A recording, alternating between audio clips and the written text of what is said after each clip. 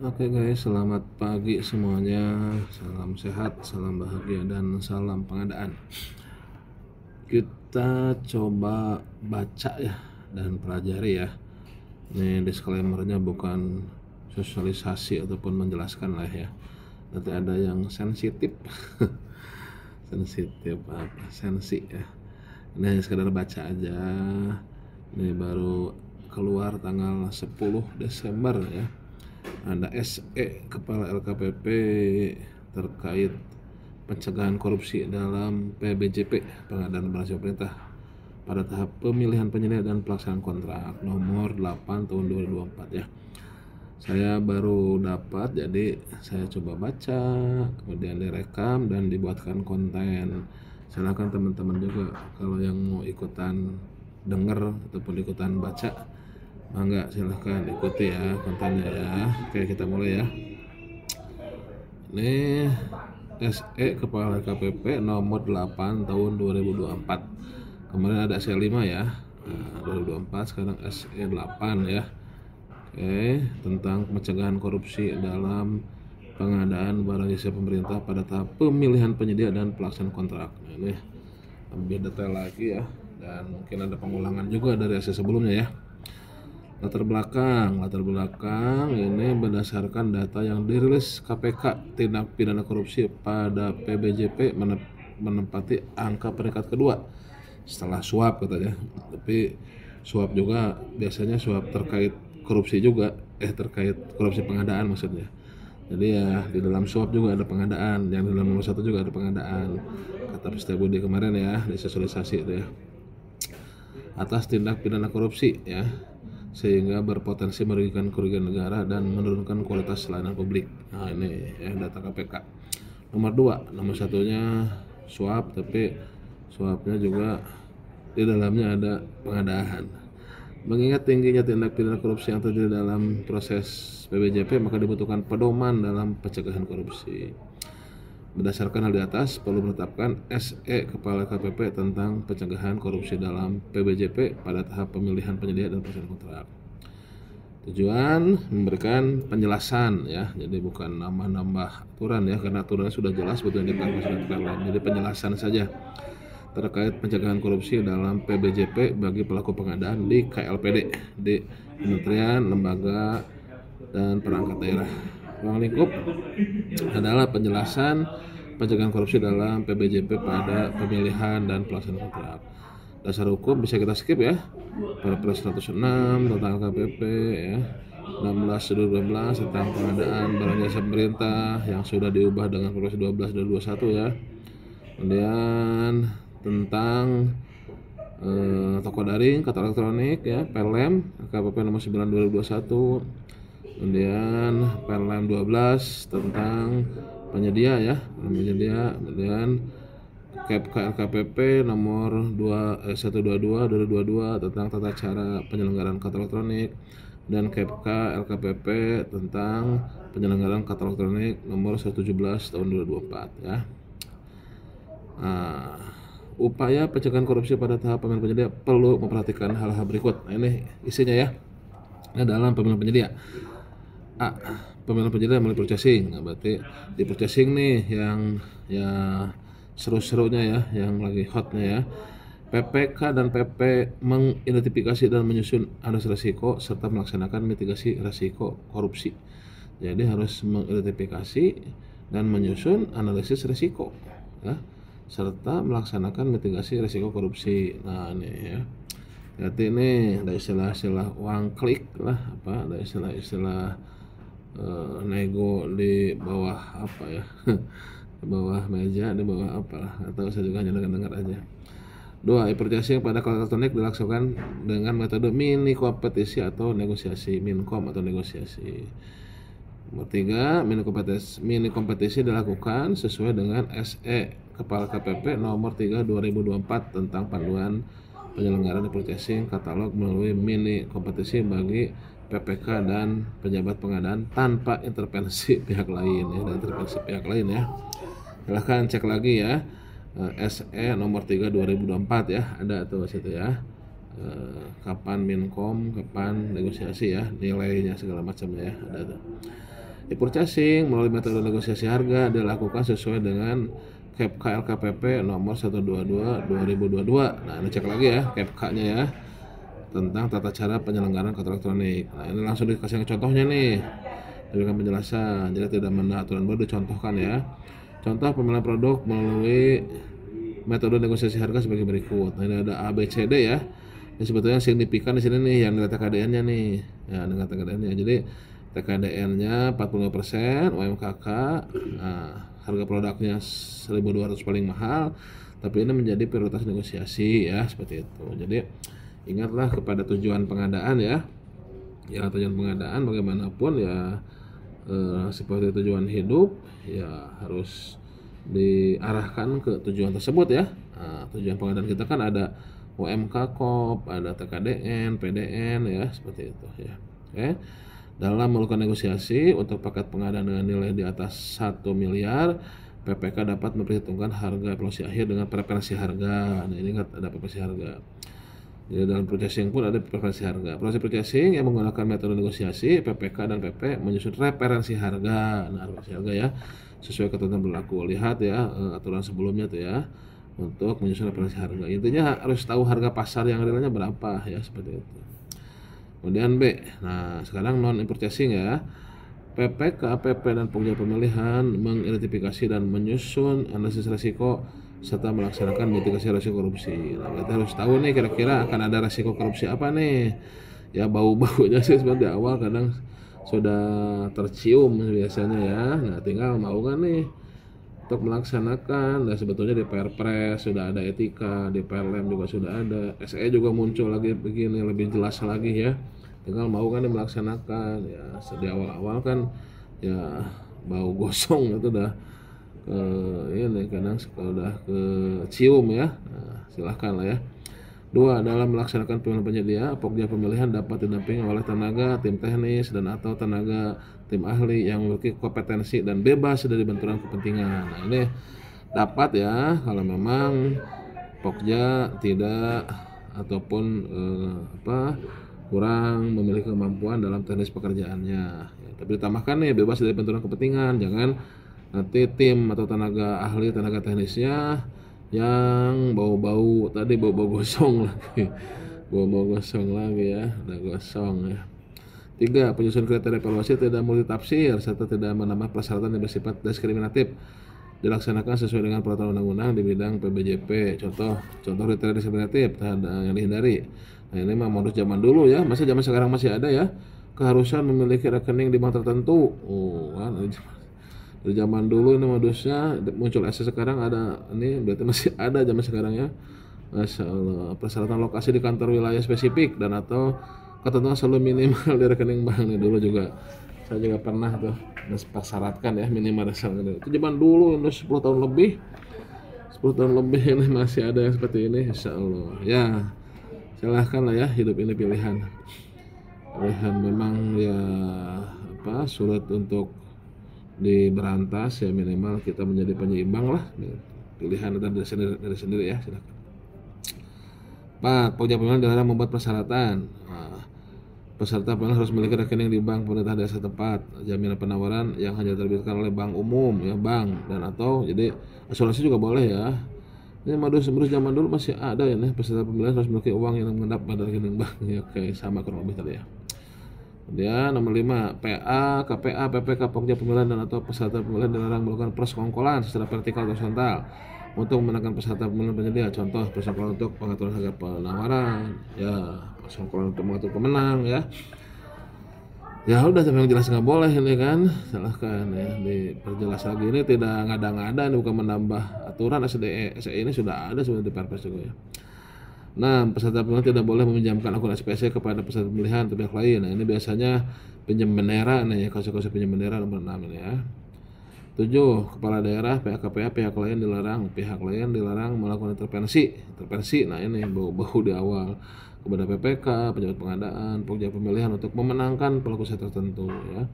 Kepala daerah, tapi nggak ada menteri, nggak ada kepala lembaga ya. Pihak lain ya. Nah, jadi bukan hanya daerah ya. Di KLPD semuanya ya, ini bukan berarti hanya kepala daerah ke daerah ya, Kalau peda juga nggak boleh ya. Oke, ya di Perpres juga ada nih ya. Dalam hal paket pengadaan memenuhi kriteria untuk diberikan layanan pendampingan atau perbedaan advice, maka PHK, PKP, pekerja pemilihan dapat mengajukan layanan pendampingan perbedaan advice. Silahkan ya, bisa didampingi ya untuk proyek-proyek strategis ya, nilai besar, resiko tinggi ya, bisa didampingi. 9. Nah ini menarik nih, pekerja pemilihan mengunggah kertas kerja evaluasi pada aplikasi SPSE. Nah kertas kerjanya tuh pekerja nih, sehingga bisa diakses oleh peserta penawaran dan PPK bersama dengan penetapan dan pengumuman pemenang. Ya silakan nih ya. Jadi jangan hanya meminta PPK meminta kepada PPK itu lembar kerja bikin HPS tuh, lembar kerja HPS ya, udah dapat dari mana HPS-nya. Nah sekarang Pokja juga harus mengupload tuh lembar kerja evaluasinya ya. Nah, silakan. Ya kalau emang real kan benar apa adanya ya nggak usah takut, silahkan diupload aja. Oke, tinggal dipindahin dari Google Drive ya kalau kita mah. 10. Pokja pemilihan dalam evaluasi terhadap peralatan harus memperhatikan output yang dapat dihasilkan oleh peralatan yang ditawarkan oleh peserta pemilihan. Contohnya dalam dokumen pemilihan disyaratkan memiliki 6 truk pasir dengan kapasitas 10 ton, 6 kali 10 60. Dapat disetarakan dengan memiliki 3 truk pasir yang kapasitasnya masing-masing 20, ya 3 kali 20 60 juga. Ya lihat substantif lah, jangan administratif, intinya begitu ya. Jadi 6 kali 10 dengan 3 kali 20 sama tuh ya. Oke. 11. Pokja pemilihan melakukan proses klarifikasi apabila terdapat keraguan. Ini sama dengan hasil sebelumnya nih, pada dokumen serahkan peserta pemilihan untuk memenuhi persyaratan pada dokumen pemilihan. Jadi dia jangan main gugur-gugur aja ya, diklarifikasi ya. Lihat substantif lah intinya ya. Sebenarnya udah lama saya juga suka menggaung-gaungkan ini, ya lihat substansinya. Jangan sampai menggugurkan gara-gara administratif, hal kecil ya seperti itu. 12. Pekerja pemilihan tidak boleh menggugurkan peserta pemilihan yang memiliki penawaran atau koleksi di bawah 80%. Ini harga kurang ajar. Harga tidak wajar dari nilai HPS ya, 80% dari bawah HPS ya. Sebelum melakukan evaluasi kewajaran harga terhadap penawaran tersebut. Jadi dievaluasi dulu kewajaran harganya ya. Ya, penting-penting harga nih ya. Kalau enggak ya minta kontrak turnkey aja biar dibayar sekaligus, nanti kan nanti pemborong-pemborong yang bonafide aja tuh yang masuk gitu ya. Jangan pemborong yang ngandelin uang muka ya. Ya, nanti kalau pakai turnkey dibayar sekaligus di ujung, nanti biasanya penawarannya bagus tuh ya. Oke, lanjut ya. 13. Dalam hal pengadaan yang membutuhkan uji kualitas dan atau kelayakan fungsi, pekerja pemilihan dapat memberikan persyaratan untuk dilakukan pengujian sesuai dengan kriteria pengujian yang ditetapkan dalam Dokpil. Nah, jadi bisa diuji ya. Pengujian dilakukan saat evaluasi penawaran dapat dibantu oleh tim teknis. Contoh, ada pengadaan mesin cetak printer dalam peserta mesin cetak memiliki kapasitas cetak 20 lembar per detik. Dilakukan uji cetak pada saat evaluasi penawaran. Iya, jadi bisa didatengin, dilihat ya. Ini kayak haram gitu ya, ketemu penyedia itu. Tapi kalau di gelap-gelap gitu ketemu sama penyedia, ya nggak apa-apa ketemu penyedia terus melihat untuk membuktikan teknis ya nggak apa-apa ini ya. Jadi silahkan ya, secara terbuka transparan ya, bersaing. Ini dibuktikan kalau ada peralatan ya, misalkan kemarin mesin cetak harus kapasitas sekian ribu per jam, coba didemokan, kita rekam kita ini ya. 14. PHK, PA, PPK dan pekerja pemilihan dilarang meminta dan atau menerima segala bentuk pemberian layanan sesuai dengan ketentuan perundang-undangan terkait proses PBJP yang melibatkan peserta, calon peserta, penyedia dan atau pihak lainnya. Ya ini silakan gratifikasi lah ya, pengadaan ya. Ya seringkali ngeluh-ngeluh honor kurang ataupun tunjangan kurang. Ini kalau menurut saya ya yang ngeluh-ngeluh itu ini semakin mendekati ya ke nomor 14 ya. Ya mudah-mudahan bisa ikhlas ya. Ya mudah-mudahan yang di pengadaan itu passionnya pengadaan, karena kalau bukan passion ya pasti berat ya, harus passion itu. Ya silahkan lah ya, itu kembali ke masing-masing. 6. Ini berapa halaman sih? 9 halaman nih, berapa halaman 6. Nah, upaya pencegahan korupsi pada tahap pelaksanaan kontrak sekarang ya, perlu perhatikan hal berikut. PPK mengidentifikasi menyusun serta melakukan mitigasi risiko korupsi pada tahapan pelaksanaan kontrak PBJP. B. Dalam hasil audit BPK ditemukan kelebihan pembayaran terhadap nilai kontrak. Penyedia mendapatkan lanjutan selalu berupa penyetoran kelebihan pembayaran ke kas negara daerah setelah dilakukan koordinasi dengan PPK. Dalam hal penyedia tidak melalui hasil audit, maka penyedia akan sanksi daftar hitam berdasarkan dengan PPK. Ini kelebihan ya, mungkin sering muncul kasus ini ya, kelebihan pembayaran ya. C. PPK yang terbukti melanggar ketentuan pelaksanaan kontrak seperti menyetujui pembayaran pekerjaan yang tidak sesuai spek. Nah ini ya akan dikenakan sanksi administratif dan evaluasi kinerja sesuai dengan peraturan yang berlaku. Nah, sanksi administratif nih jangan dibawa-bawa ke pidana ya, administratif ini ya. Oke, kecuali memang ada fraud ya. D. PPK tidak akan melakukan perubahan adendum kontrak yang mempengaruhi kompetisi saat pemilihan penyedia antaranya. Nah, ini jangan merubah adendum kontrak yang mempengaruhi kompetisi ya. Contoh, mengubah tata cara pembayaran. Contohnya pembayaran yang awalnya disepakati sekaligus menjadi termin. Nah, sekaligus ya. Nanti kan nawar tinggi-tinggi kan. 2. Menawar besaran dana keterlambatan. Contohnya dana keterlambatan awalnya sepakati kontrak 1%, 1 per mil per hari menjadi 1 per mil per hari dari kontrak menjadi 1 per mil per hari dari bagian kontrak, asalnya dari kontrak menjadi bagian kontrak lebih kecil ya. 3. Mengubah jenis kontrak awalnya lumsum menjadi kesatuan. Nah ini jenis kontrak ini sering bertanya ya. Mengubah ketentuan uang muka awal tidak diberikan menjadi diberikan uang muka. Nah yang nomor 3 ini penting nih, mengubah jenis kontrak ya, lumsum menjadi kesatuan atau sebaliknya. Dalam hal penyesuaian harga pada tahun jamak yang masa pelaksanaan lebih 18 bulan dan telah tercantum dalam dokumen kontrak, PPK hanya boleh melakukan penyesuaian harga untuk kontrak harga satuan dan bagian harga satuan untuk kontrak gabungan. PPK tidak berkenan melakukan penyesuaian untuk kontrak lumsum. Jadi price adjustment itu hanya untuk kontrak harga satuan. Di Perpres PLM juga sudah ada ya. PPK tidak boleh memberikan perpanjangan waktu akibat kesalahan penyedia. Perpanjangan waktu hanya boleh diberikan jika terjadi peristiwa kompensasi dan atau terdapat penambahan ruang lingkup pekerjaan akibat perubahan kondisi lapangan atau karena kahar. Nah ini tidak boleh memberikan perpanjangan waktu ya. Jika terjadi hanya akibat kesalahan penyedia ya. Kalau ada kompensasi baru ya penambahan ruang lingkup ya. Kemudian G, PPK dalam memberikan kesempatan hanya harus memperhatikan kemajuan pelaksanaan pekerjaan dan kesanggupan penyedia ya untuk menyelesaikan pekerjaan sebagai dasar penentuan pemberian kesempatan ya. Apabila berdasarkan penilaian PPK penyedia akan mampu menyelesaikan pekerjaan tersebut, maka PPK dapat memberikan kesempatan dengan mengenakan sanksi denda keterlambatan dan masa berlaku jaminan pelaksanaan diperpanjang ya, dituangkan dalam adendum ya. Kemudian harus ada JASTEK nih ya, yaitu analisis bahwa penyedia akan mampu.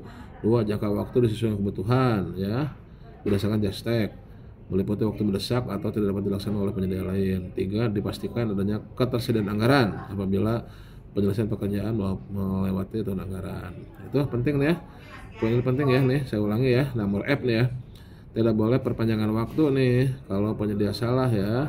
Nah, perpanjangan waktu hanya boleh untuk kompensasi itu kesalahan di pihak internal di PPK ya, dan atau terdapat penambahan ruang lingkup akibat perubahan kondisi lapangan ya, jadi bukan kesalahan penyedia ya.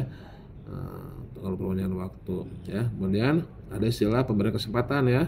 Pemberian kesempatan harus dilihat kemajuannya nih, kesanggupan penyedia ya. Kemudian juga ada JASTEK-nya nih untuk memberikan keyakinan PPK ya, analisis bahwa penyedia akan mampu, jangka waktunya serta ketersediaan anggaran. Oke. H. PPK dapat menggunakan teknologi monitoring atau aplikasi pelaporan digital. Silahkan ini inovasi ya untuk memantau progres dan kualitas pekerjaan secara real time guna meningkatkan akurasi pengawasan dan memastikan kepatuhan terhadap ketentuan kontrak. I. PPK memastikan bahwa subkontraktor sudah dibayar oleh kontraktor utama sebelum PPK melakukan pembayaran kepada kontraktor utama. Subkonnya itu bukan subkon pinjam beneran ya, subkon yang minor ini ya, subkon yang resmi ini ya. Oke. J. PPK dan PP melakukan penilaian kinerja penyedia melalui sistem informasi kinerja penyedia atau sikap. Penilaian kinerja tersebut diharapkan meningkatkan kesadaran penyedia guna mengurangi potensi tindak pidana korupsi. Oke. 7. PPK, PP, dan pekerja pemilihan didorong untuk mengikuti peningkatan kompetensi. Nah ini banyak yang kurang kompetensinya ya, guna memperkuat pemahaman tentang prinsip kehati-hatian, deteksi potensi kolusi dan praktek pengadaan yang transparan. Sekarang di Puslat LKPP sudah ada materi terkait anti korupsi ya, penutup ya, ditutup. ditetapkan tanggal 10 Desember 2024 oleh Kepala KPP Hendra Prihadi. Oke, gitu guys ya. SE nomor berapa tadi? Nomor 8 ya. Nomor 8 tahun 2024. Setelah sebelumnya juga ada SE 5 tahun 2024 ya, terkait pencegahan korupsi dalam PBJP ya. Nah, ini karena kalau kata Pak Deputi mah udah darurat korupsi nasional, darurat korupsi pengadaan, darurat nasional korupsi pengadaan. Karena data KPK nih ya, Tipikor itu pengadaan ada nomor 2 ya, nomor satunya juga masih bau-bau pengadaan juga ya, nomor satunya ya. Oke, silakan ini untuk diketahui ya. Dan ini saya hanya sekedar membacakan ini buat konten ini buat kepentingan saya pribadi juga ya, untuk untuk mempelajarinya, untuk memahaminya bagi saya pribadi ya. Silahkan teman-teman semua juga untuk dipelajari, pahami dan dilaksanakan. Demikian, terima kasih atas perhatiannya. Salam sehat selalu, salam bahagia selalu, dan salam pengadaan.